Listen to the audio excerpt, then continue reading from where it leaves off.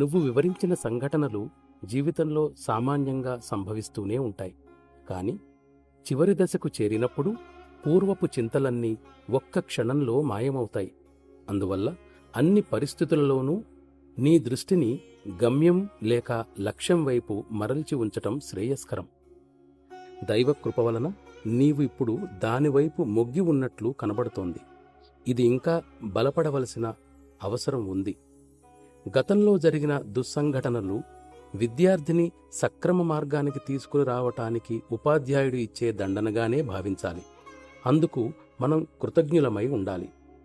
నేను నిన్ను ఆధ్యాత్మిక జీవితంలోనికి తీసుకురావలసి ఉందనడం సరైనది కాదు. ఎందువల్లనంటే తీసుకురావడమనే ప్రశ్నే లేదు. మనం సత్తత్వంతో స్థిరపడడం మాత్రమే చేయవలసిన పని. ఇప్పటికే నీ సంకల్పం నీకు అభ్యాసంలో సహాయపడుతున్నందున భగవంతుడికి ధన్యవాదాలు తెలుపుకోవాలి. నిన్ను ఆధ్యాత్మిక పదంలో నిలిపి ఉంచటానికి కావలసిన సామగ్రిని నీవు ఇప్పుడు నిశ్చయంగా సేకరించావు. అంటే నీవు నీ లక్ష్యాన్ని కనుగొన్నావని చెప్పవచ్చు. ఇప్పుడు లక్ష్యాన్ని గురిచూసి బాణాన్ని వేయటమే నీవు చేయవలసిన పని. సంకల్పం బాణంగానూ హృదయం విల్లుగానూ అవుతుంది. కానీ అదే సమయంలో అందుకు శక్తిని ప్రయోగించటం అవసరమవుతుంది.